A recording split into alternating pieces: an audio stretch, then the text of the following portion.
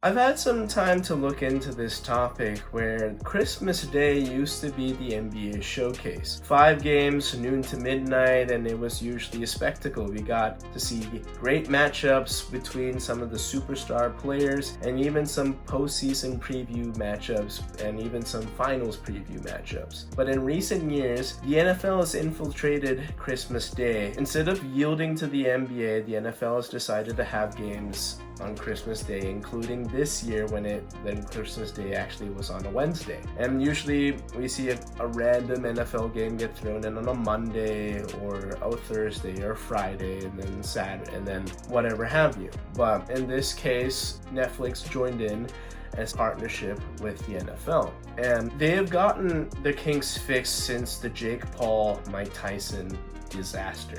About 6 weeks ago, in this big fight that was hyped up from many people in the boxing world, I tuned in, and like many other viewers that watched that fight, there was numerous issues with buffering. But in the time since, Netflix has gone into the lab and they fixed any type of bugs, and I watched the telecast for both games and there was really no issues with buffering at all. I thought it was a seamless telecast with a lot of great analysts from various networks, from ESPN, Fox, NFL Network, whatever have you, and they were all there. And I thought it was a great presentation. And this could be something that the NFL continues to use because Netflix, I believe, has a contract with the NFL for the next 2 Christmases. If you look at how the 2 games stacked up in terms of watch numbers, each game pulled in almost over 24 million viewers, and one of those individual games is nearly as much as the total NBA viewership across 5 games.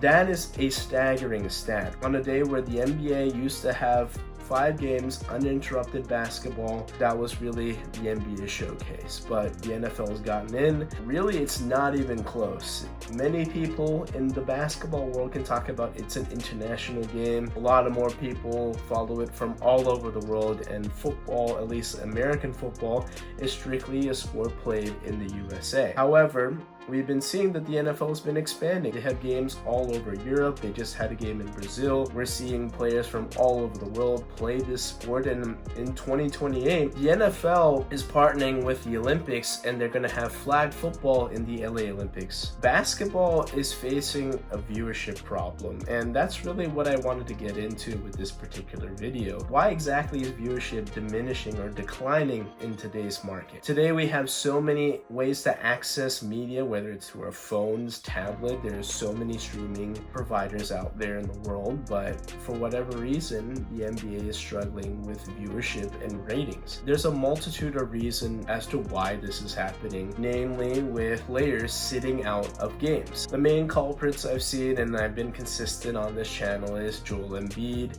Zion Williamson, and Kawhi Leonard. And to put in Devin Booker, he's not a consistent offender of this, but an example of him is when he has this groin injury, and I do not know the severity of the groin injury. I do wish Devin a speedy recovery, but he is one of the biggest stars for the Phoenix Suns, and he did not suit up for this Christmas Day matchup against the Denver Nuggets with Nikola Jokic opposite of him. That was the late night game. Not a lot of people watch that anyways, unless you were a die-hard Suns, Nuggets, or NBA fan, but I'm sure that played a part in the decreased viewership and the poorer ratings. One thing is that when these young stars do inevitably inherit the NBA from a league that has been surrounded and devoted to stars like LeBron James, Stephen Curry, and Kevin Durant, those 3 guys will eventually retire. I mean, just this past Olympic run, we think that that could be the final time we see them play all together in the Olympics. And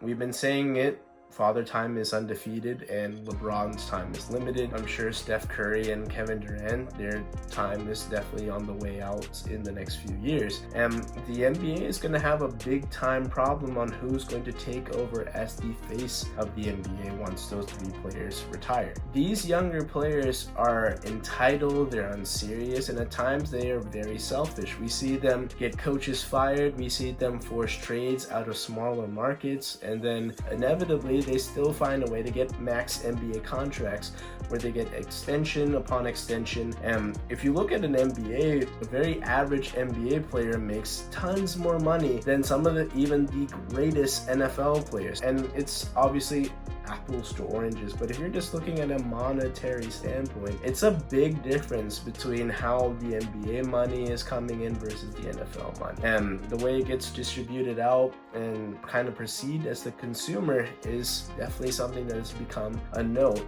as many fans are becoming increasingly frustrated with young stars being part-time players essentially and not showing up to games. I mean, the classic example is that yet again another Christmas season has passed, and there's families who can't afford to go to many games, or they maybe live far away from a particular NBA team, and their kids want to see a particular NBA player. That might include flights, hotels, a drive, whatever have you. Those all cost money. And then imagine just going there and that player is either out due to injury or they're load managing. And that's completely disrespectful to the fan that put in the time, the effort, and they may not be able to get an opportunity to see that player play the rest of the season, because we know that teams of the opposite conference only come to that one city once a year, and it's really hard when that player is not available for that one particular matchup. I think the biggest offender of this is Kawhi Leonard. In 2021, during the postseason, he tore his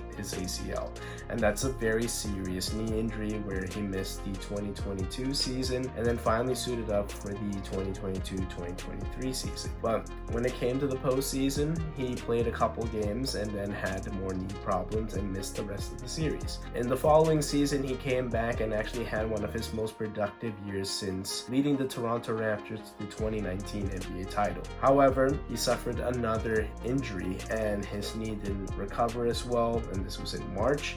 He played sparingly, and then when it came to the postseason, he played a couple games and kind of disrupted the Clippers lineup, and eventually was shelved for the rest of the season as the Clippers were yet again eliminated in the first round. Somehow, Kawhi always gets activated to play enough games to get that extension, and then right on schedule, some knee injury is there to disrupt the play, and then the Clippers are on the hook for Kawhi's rehab, recovery, and then he's sitting around on the sideline. I mean, he has yet to even suit up in this season alone. He's rumored to be coming back at the beginning of January, but he hasn't stepped foot on the court since mid-April of 2024. Now, another player I think is a big offender. This is Zion Williamson. He had a chance in 2019 after jumping into the scene with a fantastic freshman year with Duke, and could have been this next generational talent. However, with poor diet and injuries have led him to be a part-time player as well. It's just that simple. In the same draft, you saw Jackson Hayes get drafted, and while he's been with the Los Angeles Lakers for the last couple of years, Jackson Hayes has actually played more games for the New Orleans Pelicans than Zion Williamson had. And another guy, Ja Morant, who has had numerous run-ins with legal problems and brandishing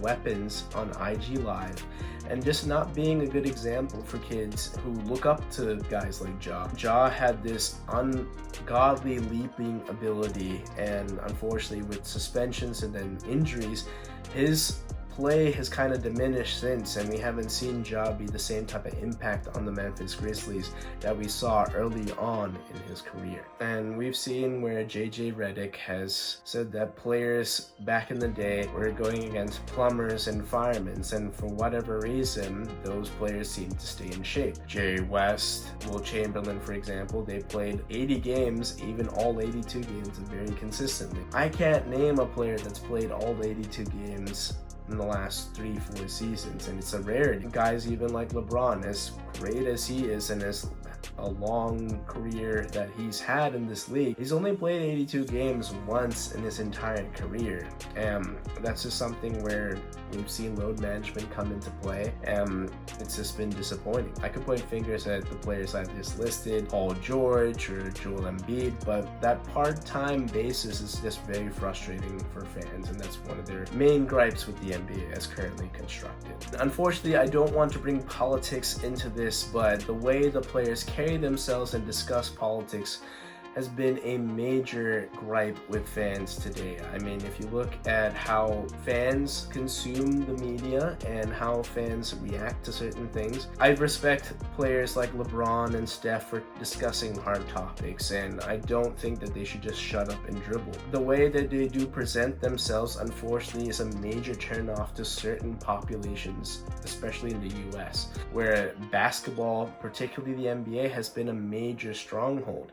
And if you just look at the ratings since 2012, they have dropped by 48%. And particularly on ESPN, which is a Disney-owned company, just this year alone, ratings have dropped by 28%. And we can credit Disney for helping to save the 2020 NBA season with the Orlando bubble when the pandemic was ravaging the entire globe, but they actually haven't been well perceived, especially in the mass media in public consumption. If you think about with what Disney stands on and then therefore ESPN, they've been a lot of things that have turned off a significant population of the consumers that do like the NBA. I mean, the lack of rivalries, the lack of care. You're seeing so many players be buddy-buddy. You're seeing them dap each other up. You're seeing them hug. You're seeing them hang out, vacation together. And that is something that you've seen in the past. I've definitely seen that players back in the day, they played golf with each other. They maybe hung out together during a postseason series, whatever have you.